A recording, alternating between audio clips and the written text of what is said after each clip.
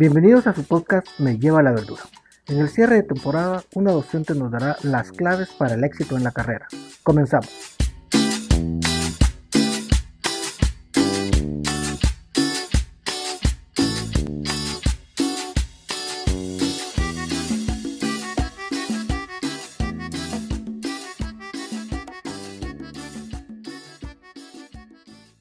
Bueno, bienvenidos a su podcast favorito Me lleva la verdura.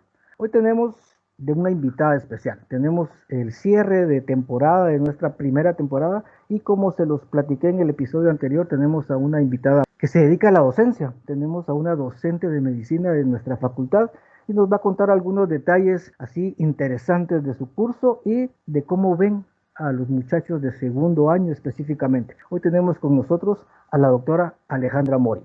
Bienvenida, doctora, y por favor, preséntese con los compañeros aquí que nos escuchan. ¿Qué tal, doctor? ¿Cómo le va? Mucho gusto. Pues ya todos me conocen como la doctora Mori, soy Alejandra Mori, soy mamá de 2 pequeños terremotíos, ama de casa ahora a tiempo completo porque la pandemia no me dejó de otra, docente de la Landívar. Soy de las docentes más nuevitas que tiene la U, tengo como 7 años de estar dando clases ahí en Landívar ahorita y ahí estamos. Vamos a empezar a ver con qué me bombardea hoy. Gracias, doctora. No, hombre, nada que bombardear. Le cuento, sus estudiantes, hicimos una encuesta en Instagram y sus estudiantes, nuestros estudiantes, digamos, mandaron algunas preguntas muy interesantes. Por cierto, le cuento bastantes cosas que valen la pena de platicar y creo que va a ser interesante la plática de hoy. Vamos con la primera pregunta, doctora, para entrar en ambiente. Algo que les preocupa a los muchachos y que fue una de las preguntas que hicieron más veces fue: ¿cómo estudiaba usted anatomía cuando estaba en segundo año?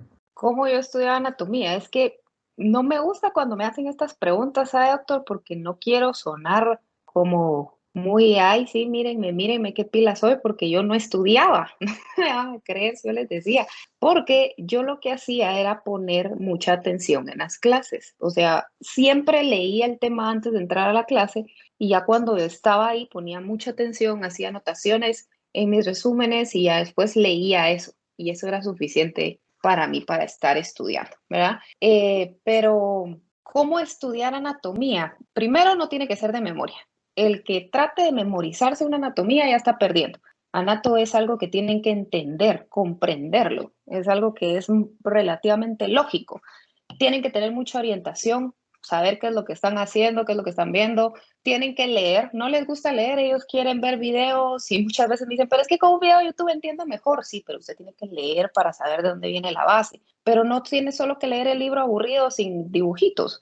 Mire un atlas al mismo tiempo, no puede estudiar anato sin su atlas. Y ahorita hay tanta cosa virtual, usted, que es pero impresionante. Ya quisiera yo haber tenido eso cuando yo era estudiante y eso que no estudié hace 40 años, ¿va? Pero ya en mi época no había esos atlas virtuales, imagínense. Pero con un atlas virtual a la mano y con su texto, ahí está, ahí la hace. Pero que sean ordenados con su estudio y que sea un estudio constante, todos los días, no una vez al mes. Gracias, doctora. Creo que es importante esta parte que usted mencionó de último, creo que sí, y hemos coincidido con los compañeros de primero, segundo y tercero, que el orden en estudiar es súper importante para poder llegar al éxito en cualquiera de los cursos que llevamos nosotros en la carrera. Y sí, me parece totalmente de acuerdo con lo que usted dice, de que no es memoria, sino que es análisis. Y yo siempre pensé que estudiar anatomía se debe estudiar en 3 dimensiones, ¿verdad? Yo he platicado, creo que es segunda o tercera vez que cuento esto, que uno debe estudiar anatomía en 3 dimensiones, ¿verdad? Estudiando, ¿verdad? Estudiando el órgano y viendo el libro, como usted dice. Otra pregunta que nos hicieron, que me pareció también muy interesante, que creo yo vale la pena que usted nos cuente, dice: ¿qué aprendió usted como estudiante que le sirve ahora como docente para ayudarnos a nosotros? Me pareció bien interesante, creo que se juntaron varios a plantear la pregunta porque fue como, se me ocurre que es pensar qué aprendió usted, qué experiencia nos ha compartido, que nosotros podemos aprovechar para aprender mejor en su curso específicamente. Pues chica, esa pregunta está buenísima usted. Mire, a mí, de hecho, esa es una de las razones por la cual yo quise dar clases y acepté dar clases, porque tuve catedráticos como todo, o sea, así como que eran excelentes, tuve otros que tal vez no eran tan excelentes. Y entonces yo quiero ser el catedrático que quisiera haber tenido en algunos cursos y que tuve en otros cursos, ¿verdad? Porque yo tengo catedráticos que yo decía, es que yo quiero, cuando yo todavía me cuesta dar algún tema o alguna clase o tengo algún problema, yo es que, ¿qué hacía tal catedrático conmigo? ¿Cómo era que él lo resolvía? ¿Cómo era que él nos hablaba? ¿Qué era lo que él me decía? Y siempre hay que verle lo positivo a lo malo, porque decía, es que este no me gustaba cómo me evaluaba, entonces yo así no lo quiero hacer porque yo sentía que yo no aprovechaba. Entonces lo que me sirvió de ver mi experiencia como estudiante y ahora en docente es pensar qué me sirvió a mí en el pasado y qué puede servirme para el futuro e ir adaptando. Y algo que también lo hago es que le meto mucho corazón al asunto porque para los que no saben, porque yo creo que hay varios que no saben, yo me gradué de la Landívar, fui de las primeras promociones que nos graduamos en la Landívar y entonces ya le meto más cariño al asunto porque es mi universidad y entonces hay varios docentes que nos graduamos de la Landívar y ya lo tomamos como algo personal, ya no es como solo un trabajo, sino que es algo de sacar adelante y poner el nombre de nuestra propia universidad en alto porque lo platicábamos con otros docentes y decíamos, queremos que estos patojos salgan, pero muchísimo mejor de lo que nosotros salimos, porque ya conocíamos de qué chenqueaba nuestra U desde el principio y queremos corregir eso, y que además al final, pues el cartoncito que ellos tienen colgado a su pared es el mismo que tengo yo, entonces ya es algo personal contra eso, ¿va? Pero sí, tratar de ver qué es lo que me sirvió y repetirlo, y tratar de ver qué no me sirvió e intentar no hacerlo. Gracias, doctora. Sí, para los que nos escuchan y no sabían, la doctora Mori fue PPS nuestra. Usted estuvo en Los Verdes, me recuerdo, ¿verdad, doctora? Yo no tuve la oportunidad de trabajar con la doctora Mori, yo llegué creo que un par de años después de que usted salió, pero sí tuve oportunidad de trabajar con algo que la doctora Mori dejó, que fue un cuadro de Excel. ¿Se recuerda aquel cuadro de Excel que hizo para los indicadores? Ese cuadro a los años se ha ido modificando y yo tengo cierta afinidad por el Excel, le cuento. Entonces ahora ya es bastante diferente, pero la base de nuestros indicadores, los muchachos de segundo que estuvieron conmigo conocerán eso del tema de los indicadores, surgió de un cuadro de Excel que la doctora Mori hizo como iniciativa en su paso como PPS. Algo que me gustó que dijo usted, que creo que es importante también y que personalmente lo apliqué cuando me dediqué a esto de la docencia, fue ser el catedrático que quisiera haber tenido. Sus tiempos son diferentes a los míos, su universidad fue diferente a la mía definitivamente. Yo tuve catedráticos, con todo el respeto de los docentes, algunos viven todavía, otros ya no, que no eran docentes, eran excelentes médicos, eran excelentes patólogos, excelentes cirujanos, excelentes internistas, excelente lo que usted quiera, pero no eran docentes, entonces su forma de enseñar no era la adecuada y creo que sí, eso es importante. De aquí es un buen punto para pasar siempre a la segunda pregunta, a la tercera pregunta sería, ¿verdad? Que surgió de los muchachos y que dice, siempre entonces quiso dar clases de medicina, estaba en sus planes dar clases de medicina, la veo sonreír. Para los que nos escuchan, bueno, todos nos escuchan, ninguno nos está viendo, pero para los que están en el podcast, la doctora sonríe así maliciosamente. Entonces, veremos si la doctora siempre quiso dar clases de medicina o nos va a contar la historia de cómo fue que llegó a ser docente de medicina. No, fíjese que no, doctor. De hecho, es algo cómico porque me acuerdo que, y lo tengo tan presente, mi papá, cuando yo estaba en tercero básico, me dijo que me metiera a magisterio. Y yo no voy a ser maestra. Chish, ser maestra. ¿Cómo? No, eso no es para mí, no aguanto yo a la gente, no. Y entonces que me meta, yo me metí en bachillerato. Y mi papá me decía, no, es que mira, si de repente, óigase la confianza que tenía en mí mi papá, ¿va? Si de repente no te va bien en la vida, pues por lo menos ya tienes tu título de maestra, ¿ve? Ya. Pero, y yo me le emberrinché y yo me metí, hice un bachillerato internacional y después medicina. Y en los primeros años yo sí decía, Jesús María, eso de dar clases, sí, necesito no tener un par de testes bien puestos ahí, porque qué ganas de estar con uno, pues, ya uno siendo alumno. Y ¿sabe qué era lo que decía? Qué aburrido los pobres docentes que tienen que repetir lo mismo 2, 3 veces todas las semanas para las distintas secciones. Y míreme ahorita que yo doy la misma clase 8 veces a la semana, ¿va? Pero cuando yo estaba en el hospital, que empecé el externado, tuve un par de internos, de verdad, contados con ni siquiera los dedos de la mano, la mitad de los dedos de una mano, que me dieron como mucho aliento porque eran de los pocos que le explicaban a uno de verdad qué había que hacer. Porque van a ver que en el hospital la mayoría de las veces le dicen a uno, anda y sacas un cultivo. Y uno, ¿cultivo en qué? ¿Verdad? La única experiencia que tenía cultivando eran frijolitos en botellas de algodón con algodoncito. Y entonces un par de internos me decían, no, mira, pues tenés que hacer esto y tal, se hace la asepsia de esta forma y el cultivo es con tanto y con tantos centímetros de sangre, si hacemos cultivo y con tanto no sé qué, y me explicaron todo.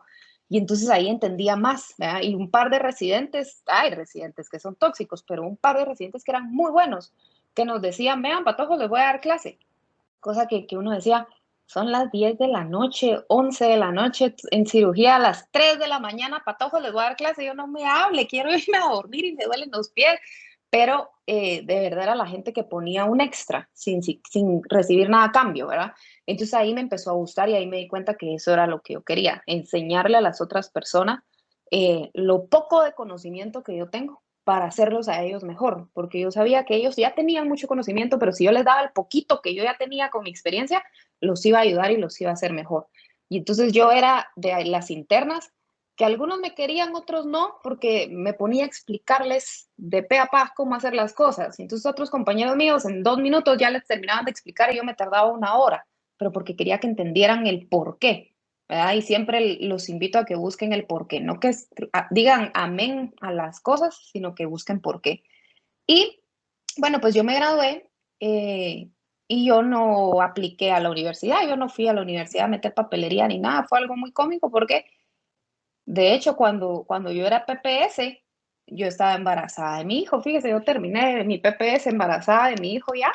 Me casé cuando estaba ahí todavía en la universidad, hice mi PPS ya en las últimas con él, porque, y me fui, cuando me gradué, me puse a trabajar de residente en un hospital. Todavía mi hijo nació en enero, yo el 31 de diciembre todavía estaba turnando con mi hijo encima, resolviendo un paro y no sé cuántas cosas más. Y entonces ya en enero dije yo no, renuncié a donde estaba trabajando y dije voy a llevármela tranquila porque tuve un embarazo bien complicado porque no me estaba quieta yo, ¿verdad? Y, y entonces me recuerdo un día venía en la Avenida de las Américas saliendo del pediatra de mi hijo acababa de nacer y miro el teléfono a la universidad y yo, ¿quién me está llamando a la universidad? Y era la doctora Ruth Guerrero. Alejandra, ¿cómo está? Bien, gracias, doctora, aquí. ¿Qué está haciendo? Pues nada, le voy manejando. ¿Qué necesita? Necesito que dé clases en la U, Alejandra. ¿Puede dar clases? Porque la necesito. Y yo, bueno, doctora, y yo, pues, vaya, está bueno. ¿Y cuándo quiere? Mañana, porque ya empezamos el semestre y no tenemos docente. ¿Puede mañana venir y empezar a dar clases? Y yo, va, está bueno. Y así empecé. O sea, fue algo que me cayó. Yo no lo estaba buscando. Llegué al día siguiente así, puro poquito comprado, ni siquiera sabía qué onda, qué había que hacer. Y así fue como empecé. Y ahí ya eché raíces ahí y me di cuenta que sí, que me encanta hacer lo que hago. Me encanta la docencia. Le voy a ser honesta, al principio sí me deprimía, porque ya sabe aquellos típicos comentarios de que tú sos doctora, sí, ¿y qué haces? ¿Dónde trabajas? ¿Cuál es tu especialidad? Yo le digo, yo doy clases en la Landívar.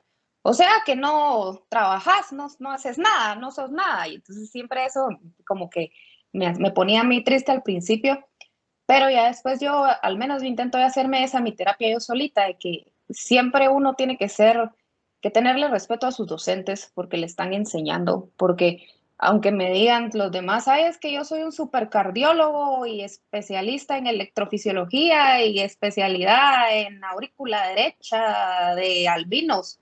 Sí, está bueno, pero tuvo un docente que dedicó su vida a no ser nada, que es lo que la mayoría de los médicos cree, ¿verdad?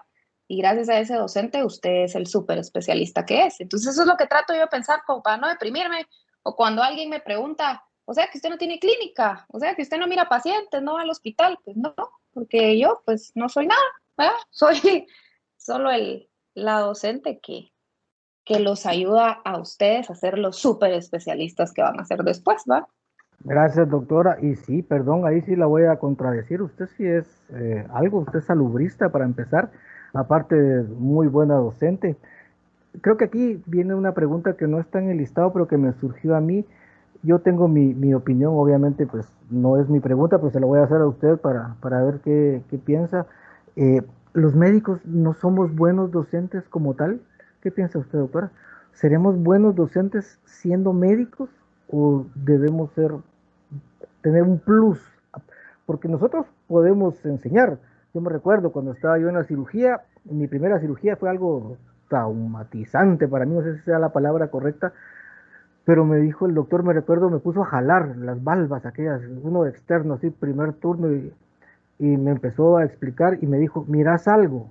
Me recuerdo bien, ¿mirás algo? Y me dijo, no, no veo nada. Con que yo mire es suficiente. Entonces me quedé, yo digo, no, no, no es esta la forma de enseñar, ¿verdad? Como usted dice, tuve muy buenos docentes. Me recuerdo el doctor Franco, un cirujano, ojalá esté vivo, nos sentaba, como usted bien dice, a las 3 de la mañana en el intensivo del 719. Yo hice la cirugía en el IX a las 3 de la mañana y nos empezaba a explicar lo que habíamos hecho en el turno para que entendiéramos. Y ay, yo lo odiaba en ese momento, pero después dije yo, pues tenía mucha razón Franco, ¿verdad? Dentro de su forma de ser, que era bien rústico él, pues trataba de explicarnos y eso creo que se le valora y es de las cosas que a mí me gustó de la cirugía, aunque no me gustó como total. La pregunta es entonces, doctora, ¿usted cree que los médicos como tal seamos buenos para enseñar?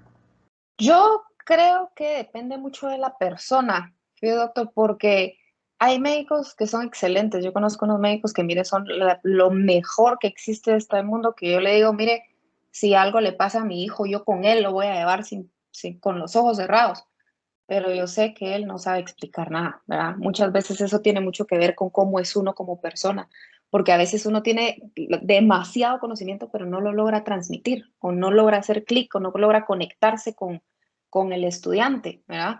Porque les soy honesta, o sea, yo lo he visto, para uno que es mamá, o sea, ser papá, ¿verdad? Pero ser mamá, uno se pone más histérico, ¿va usted? Y ser médico, o sea, si mi hijo tiene fiebre, yo no pienso que tiene gripe, pienso que tiene una meningitis, ¿va? Y entonces, yo busco siempre los mejores médicos para que me los miren y los mejores médicos con los quien yo los llevo son los que menos plan educacional pueden dar, fíjese, que menos explican cuál es la patología del niño, que menos explican qué le está pasando, porque a veces pues, son tan excelentes ellos, pero no logran darse a entender, ¿verdad? No logran darse a explicar, que yo los entiendo porque yo soy médico, ¿verdad? Pero que otras personas que no son médicos pueden tener comentarios no muy buenos de ellos, ¿verdad? Pero yo creo que depende mucho de la persona. Ser docente no es para cualquiera, ¿verdad? Creo que sí es algo que ya se trae. Hay unos que lo descubrieron desde pequeños, yo lo descubría hasta que ya era más grande, pero yo creo que es algo que se trae, que a uno le tiene que gustar realmente, porque ahí sí que esto es puro amor al arte, ¿verdad? Porque tampoco es que me saque pobre ser docente, pero y se ríe, ¿verdad? Si estamos iguales, yo sé que sí, no nos saca de pobre para todos los que nos oyen, no crean que nos pagan bien, pero, pero es algo que le tiene que gustar a uno porque tiene mucho trabajo de trasfondo también, ¿verdad? Pero los patojos creen que uno no estudia para dar las clases y uno tiene que estudiar y repasar otra vez un montón, ¿verdad? Y es algo que me gusta a mí también, estar con los jóvenes, les digo, yo me siento viejita diciéndoles eso, pero estar con ellos porque ellos tienen mucha energía, lo recargan a uno y lo retan a uno, a no quedarse uno oxidado y estarse actualizando en cualquier cosa. Porque aunque yo de anatomía, siempre me preguntan o algo de fisiología o algo de semiología o algo de bioquímica, entonces lo mantienen a uno al día. Pero yo creo que sí, depende de cada quien. Gracias, doctora. Varias cosas. Algo que me gustó también, ¿verdad? Aparte de que no nos vamos a hacer ricos, esperemos que así, doctora, seamos positivos y aprovechemos, no hay problema, no se está monetizando, así que podemos decir casi de todo.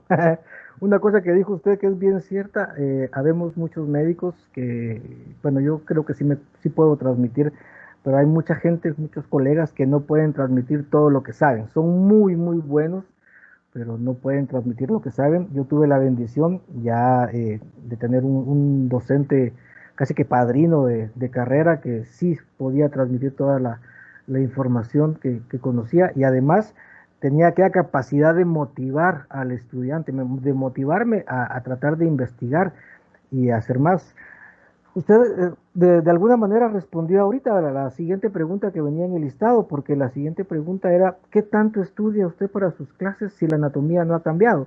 Y me pusieron ahí específicamente cuántos huesos nuevos hemos tenido en los últimos 50 años. Y tiene cierta validez la pregunta. Pues se la dejo, doctora. ¿Qué tanto se estudia, qué tanto estudia usted específicamente para una clase de anatomía? Fíjese que sí, la anatomía en sí no ha cambiado, o sea, no les digo cuántos huesos nuevos hemos tenido en 50 años, porque de hecho no han habido huesos nuevos en más de 400 años, ¿verdad? Pero lo que cambia es la forma de estudiar y entender la anatomía. Eso es lo que ha cambiado, ¿sí? Porque antes era una anatomía puramente memórica, en otro idioma teníamos la anatomía latina, la anatomía francesa, los franceses fueron los primeros, la tendencia griega. Entonces, lo que cambia es la forma en la que se mira la anatomía, ¿verdad? Y si no me lo creen a mí, que agarren su libro de Netter, todos los que tienen en la primera hoja, donde está el prefacio de Frank Netter, él dice que la anatomía no va a cambiar, que lo que cambia es cómo nosotros la veamos y cómo la apliquemos a la medicina.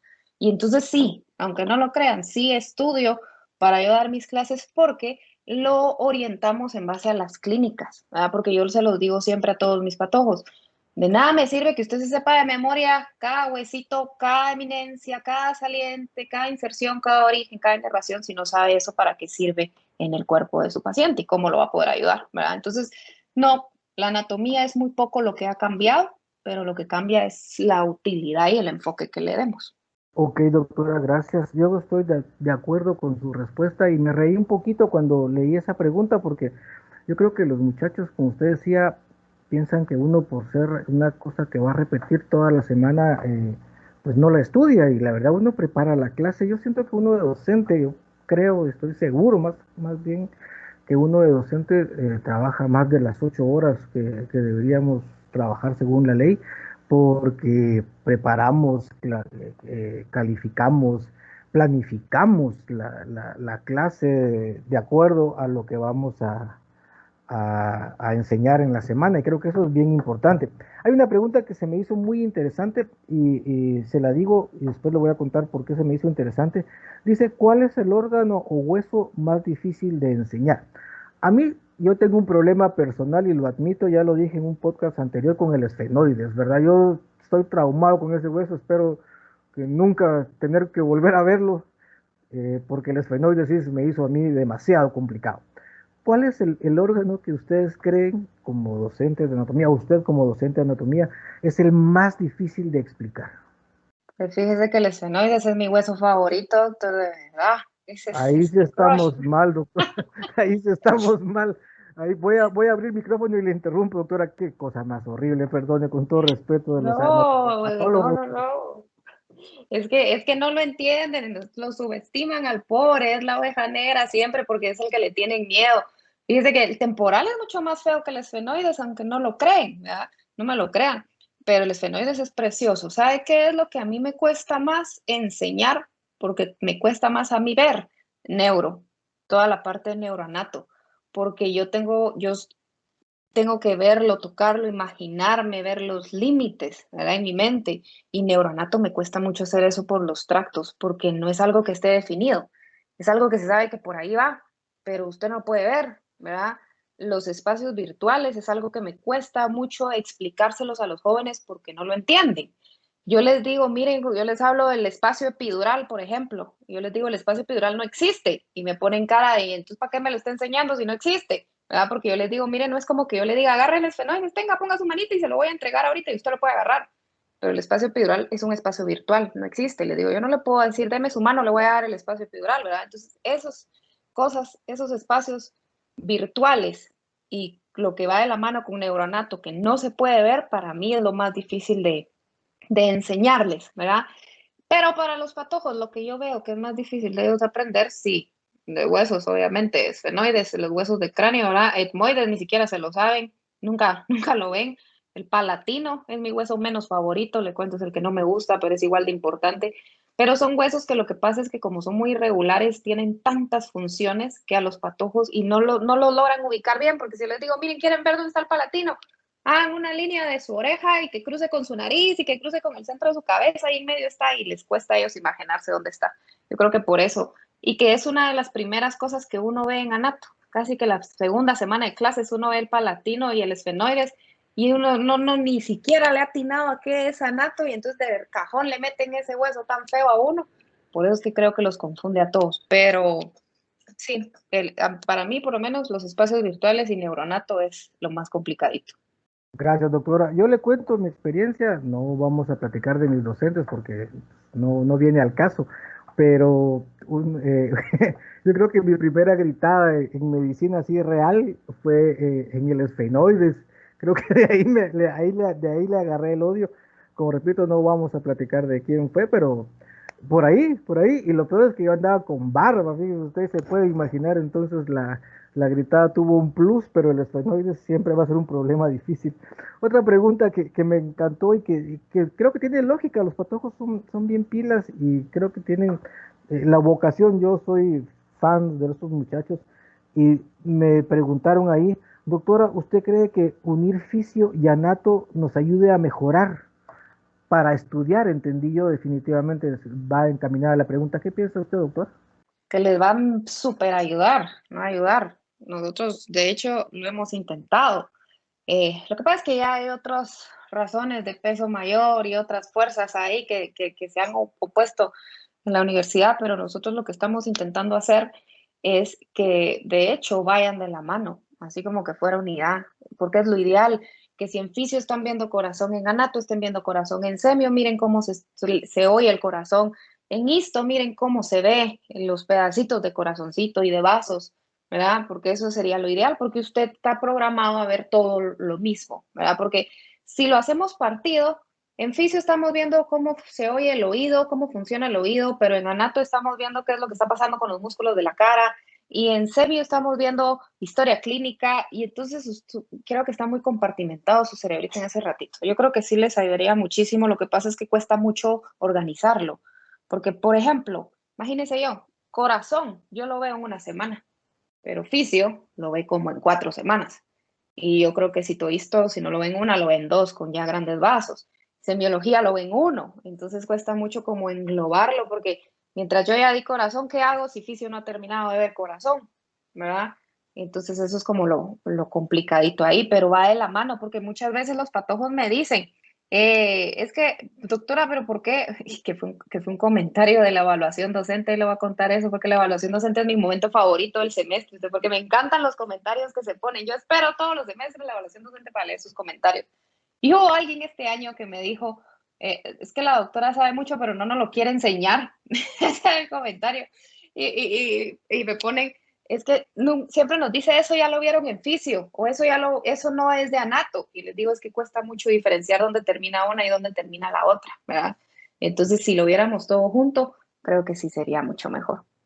Definitivamente, yo siempre he pensado, y siempre pensé, le soy sincero, hasta hoy, hasta hace 2 segundos, que deberían ir juntos, pues usted tiene toda la razón, doctora, usted da corazón en un determinado tiempo, la fisio de corazón no se puede dar en una semana, en una clase, definitivamente 2 clases, tiene que ser mucho más tiempo, ¿verdad? Sí, tiene razón en esa falta de sincronía, pero que ahí es parte del arte que tenemos nosotros como estudiantes para tratar de ir aprendiendo, ¿verdad?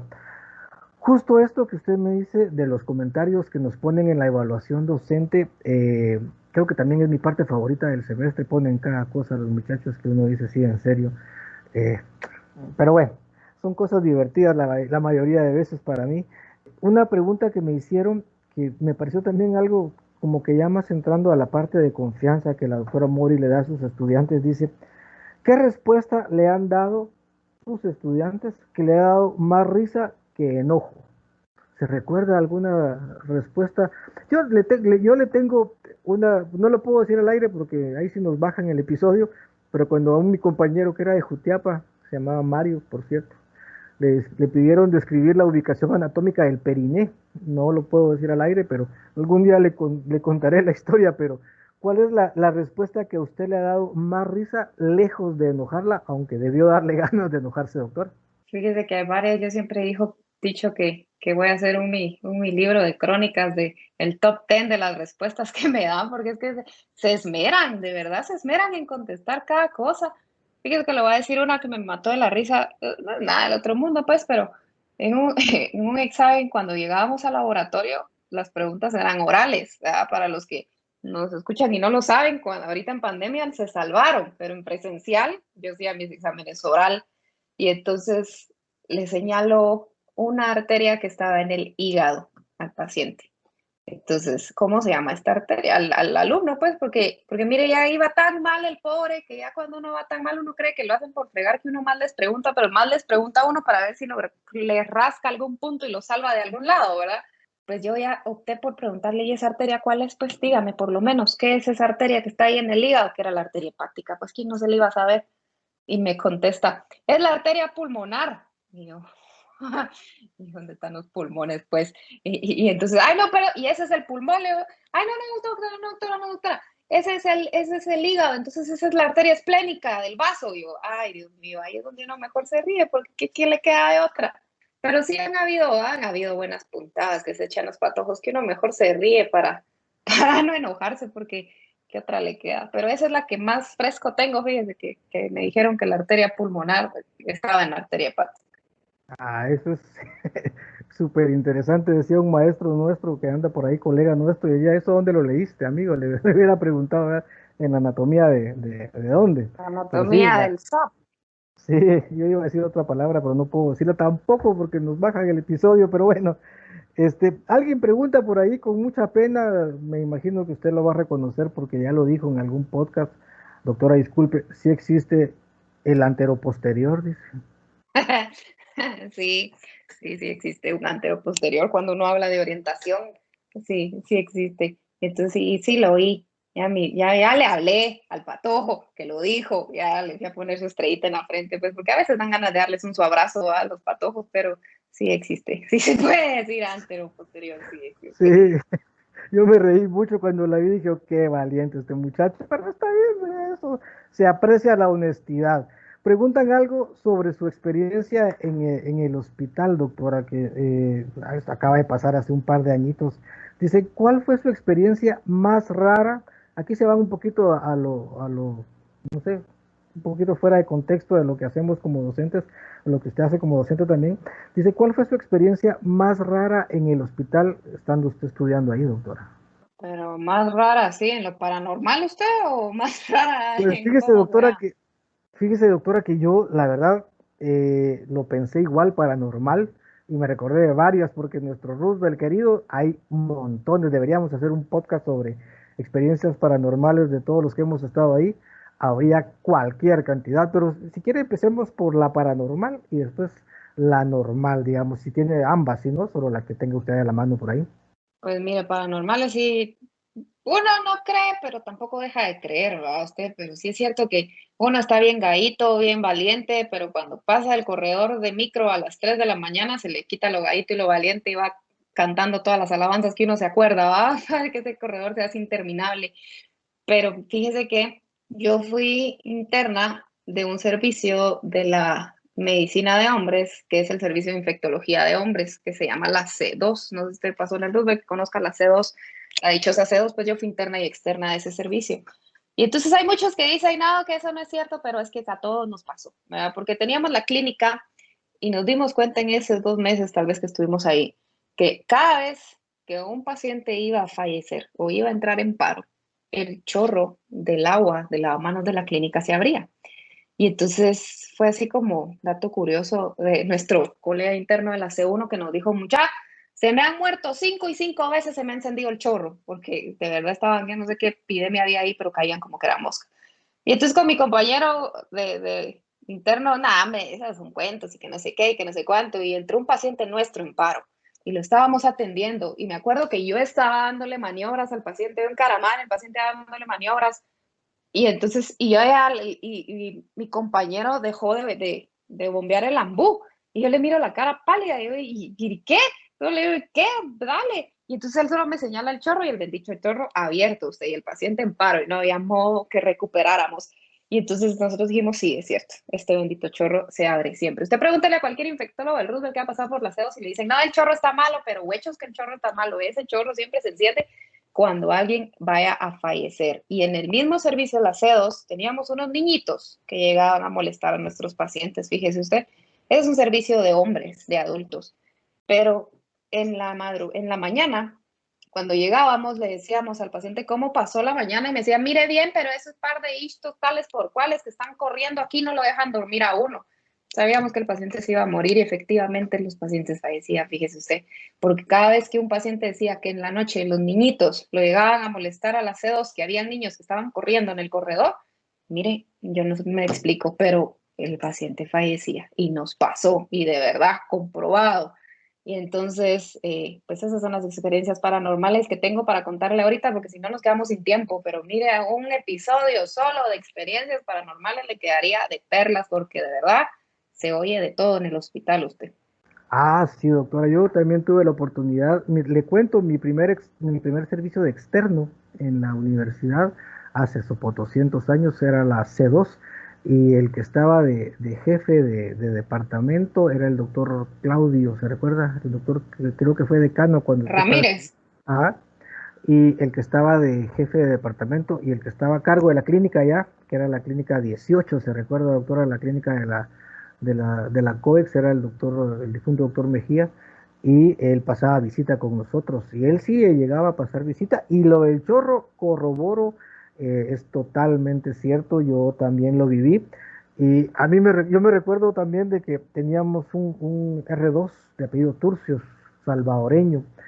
El tipo era muy bueno, seguramente, debe ser un excelente internista ahora, si no es que hizo algo más, pero Turcios decía, nos tocó un día en Pisos, me recuerdo, y se puso a pasar visita, literal, así, a pasar visita como que era la privada, diría, la priva, decían aquellos, de uno en uno, y el externo García atrás, así, el cleto tomando la presión, haciendo la nota, ay, no.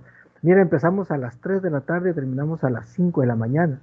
Yo solo me recuerdo que llegué a la clínica, así, a las 4 de la tarde empezamos, porque yo empezaba a las 4. Y llegué a la clínica y me tiré sobre la mesa como 15 minutos a dormir sobre papeles y todo. Yo no aguantaba, pero sí, lo del chorro es totalmente cierto. En la C12 donde están los que están con aislamiento, ¿verdad, doctora? ¿Se recuerda? Yo no tuve nunca me contaron de esos niños que usted dice, pero sí me recuerdo que era, y me da un poquito de miedo contarlo ahora, que era nuestro dormitorio.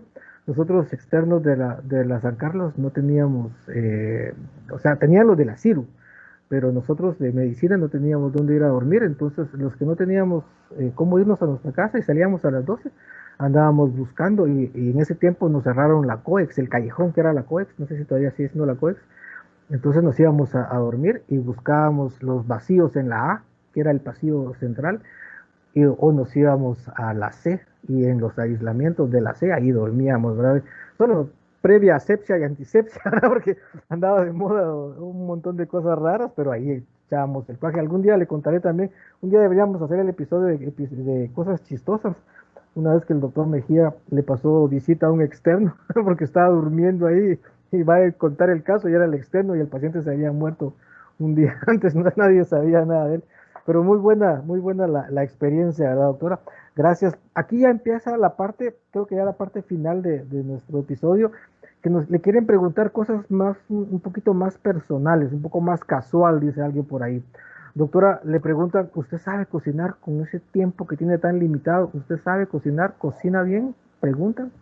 Fíjese que sí, sí sé cocinar y me encanta. Me encanta cocinar. A mí mi mamá me enseñó desde pequeña a cocinar, le agarré el gusto. Hice un curso de chef también para cocinar, me encanta.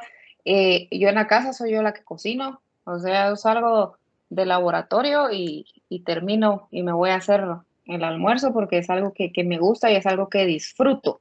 Y es algo que yo creo que ya me voy a salir del tema a contestarle, pero la transición epidemiológica de la nutrición y enseñarle a los niños a cocinar creo que es algo que va a parar con la obesidad, porque se cuenta que ahorita nosotros, nuestros niños, nuestros jóvenes ya no saben cocinar. O sea, su abuelita, cuando iba a hacer un caldo de gallina, un caldito de pollo, primero iba a correr la gallina para jalarle el pescuezo a usted Ya las mamás, si querían hacer una sopita de pollo, pues ya sacaban el pollo de la refri, ya estaba matadito, ya le echaban verduras y demás. Pero estos niños quieren hacer un caldito de pollo y abren el sobrecito, lo mezclan con agua y ahí está, ¿verdad?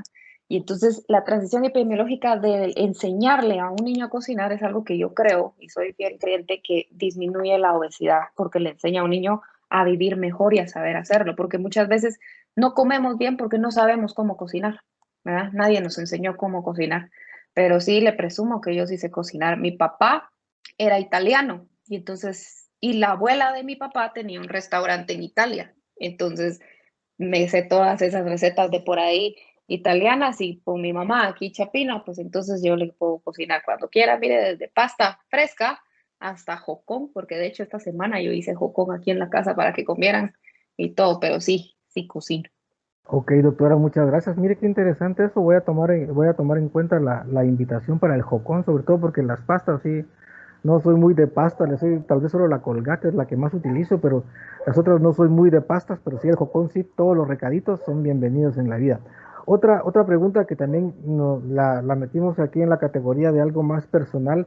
Preguntan, y así con inocencia, si le dijera quién pregunta esto, usted diría, pues sí, se ve la inocencia de esta niña. Y la que viene es más inocente todavía, pero esta es la que me gustó también. Dice, ¿por qué da lab y no teoría? ¿Por qué no solo da teoría? Y les digo, pero ¿por qué me preguntan eso? Ah, ¿por qué lo comprometen a uno Yo, haciendo que yo lo dudé, conteste? yo dudé en preguntarla, pero creo que vale la pena y obviamente pues creo que es válido nuestro sentir, doctora. Pues yo doy el laboratorio porque antes, cuando solo habían dos secciones, la teoría y el laboratorio lo daba el mismo docente. Porque pues, les voy a explicar un poquito para ellos, por lo que no saben, la universidad se maneja con créditos y cada docente tiene cierto número de créditos. Y entonces las clases cuestan cierto número de créditos y uno no puede dar más del tope que tiene, ¿verdad? Porque para que no haya monopolio. Entonces, pues cuando hay dos secciones, un docente puede dar, por cuestión de créditos, la teoría y en la práctica. O sea, así es el curso. Pero cuando empezó a tener pues más fama, diría yo, la universidad, que empezamos a tener más estudiantes, se crecieron a tres secciones, entonces ya el docente que daba teoría no podía dar laboratorios. Y entonces por eso no había quien cumpliera con eso. Hubo un egresado a la Landívar antes que yo, que estuvo apoyando el laboratorio, fue el primero que dio laboratorio de anatomía, aparte de la docente titular que tenemos ahorita, pero él se nos fue para hacer una residencia y entonces me quedé yo. Por eso es que me mandaron a llamar a mí, para que yo entrara a dar el laboratorio directamente.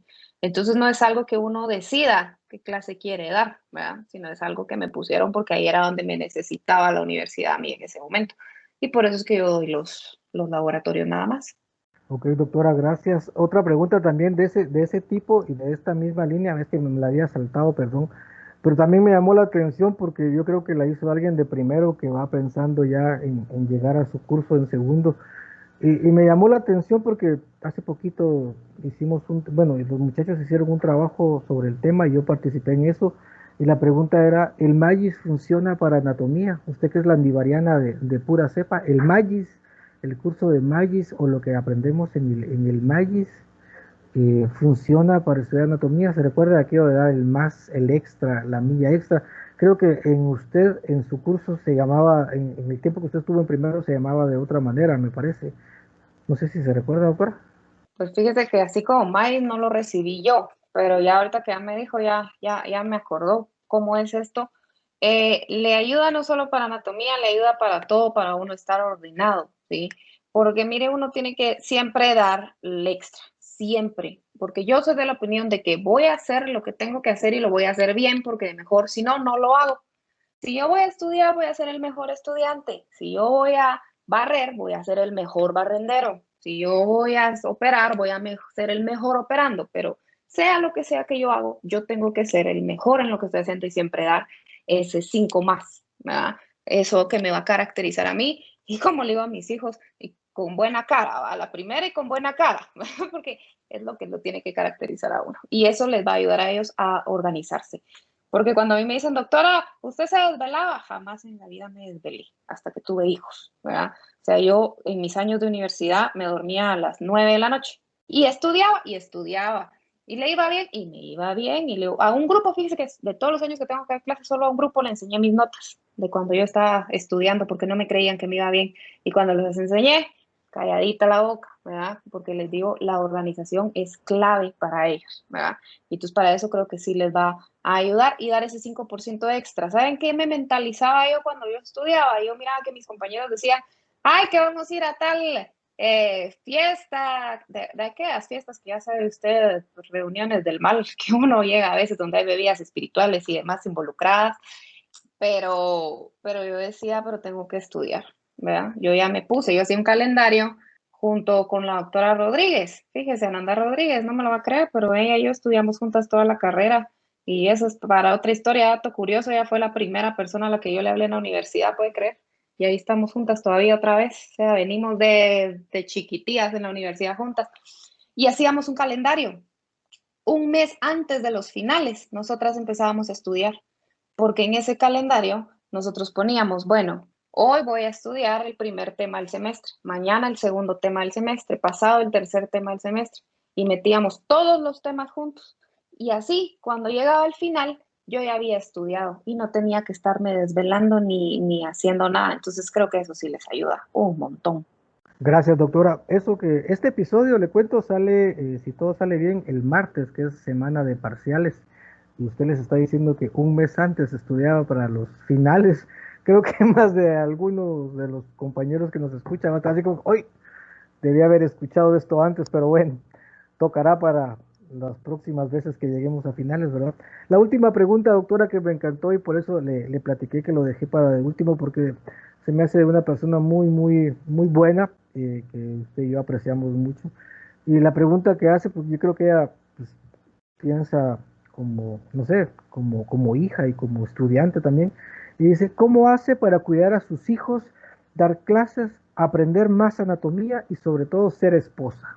Pues fíjese que esa pregunta no me la tienen que hacer a mí, va a hacérsela a mi marido, a ver qué le contesta, porque no sé, a ver qué le dice, porque a mis hijos no les queda de otra, soy su nana y ahí se aguantan, va, pero él, a ver, porque él sí está por voluntad propia aquí, va, ¿qué le dice él?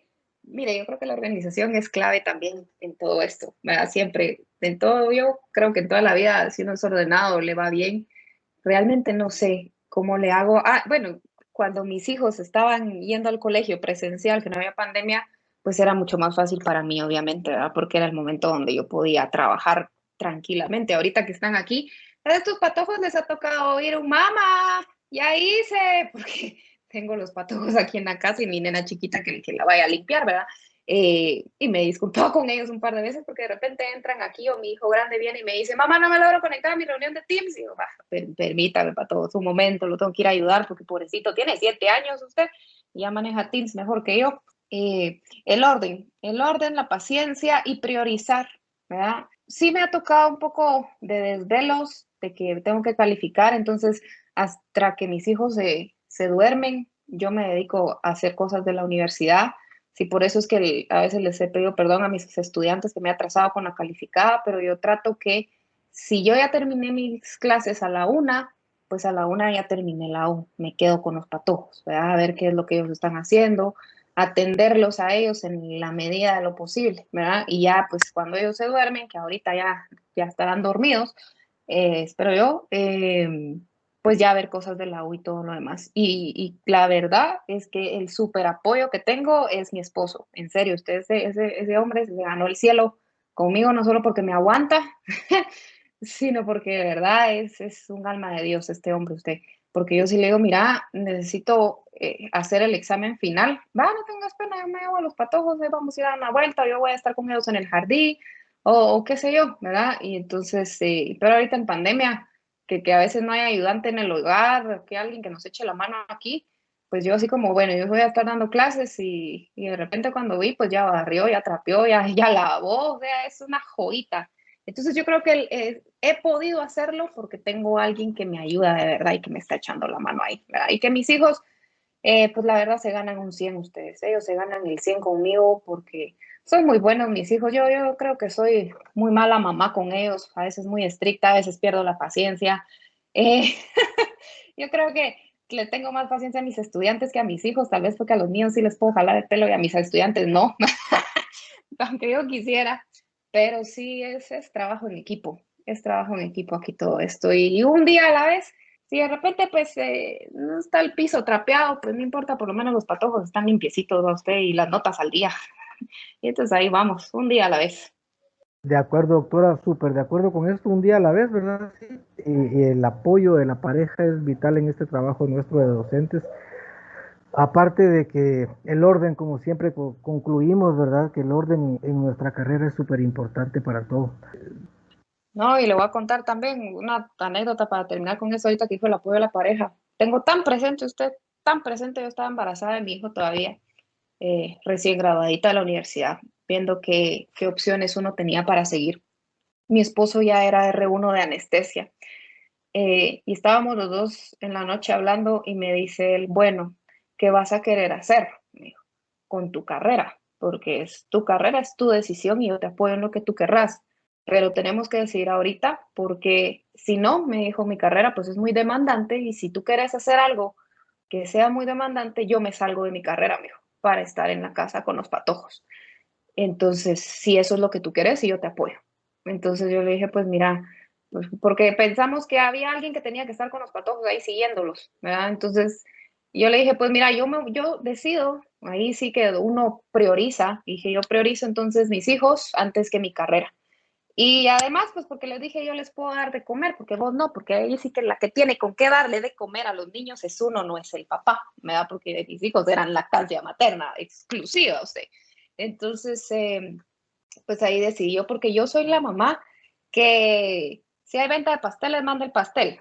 Si hay que llegar a inflar globos, llego a inflar globos al colegio. Si hay que ir a una piñata, llego a la piñata. Si hay que no sé qué, estoy ahí. ¿Verdad? Que me gusta estar involucrada mucho con mis hijos. Entonces, por eso busqué una opción que se acoplara, que yo pudiera manejar mi tiempo, porque mire, mi marido, él puede estar hoy ¿qué tenés que hacer? No tengo que hacer nada, y a los 5 minutos le llaman del teléfono, mire que hay una cirugía que se tiene que ir y se va, ¿verdad? No, él no es dueño de su tiempo, pero yo sí soy dueña de mi tiempo, entonces, por eso es que me metí a estudiar salud pública, por eso es que hice epidemiología, porque es algo que le deja a uno manejar su tiempo bien, y que la docencia me cayó de perlas, ¿verdad? Porque el horario me queda muy bien, pero sí, el trabajo en equipo creo que es súper básico usted. Gracias, doctora. Y qué bonito esto, ¿verdad? Esto de las parejas. Nosotros somos afortunados realmente los que nos dedicamos a la docencia y tenemos una pareja que nos entiende y nos apoya. Creo que es súper importante y nos lleva pues, a muchos éxitos juntos, como tanto en el área profesional, pero sobre todo en el área personal, ¿verdad? Eso que dice usted de que uno le tiene más paciencia a los estudiantes que a los hijos, sí, es totalmente cierto. Yo tengo al mío, está en primero, segundo básico ahorita, y ay Dios, es un problema. Lo tengo aquí, yo estoy dando clases acá y lo tengo enfrente a él y estoy viendo, o sea, la clase y en el receso que tenemos tengo que ir a verificar que esté haciendo lo que le toca hacer. Y con tanta distracción que tienen los muchachos ahora en internet, y a 14 años puede estar en cualquier lado, entonces hay que estar uno muy pendiente de ellos.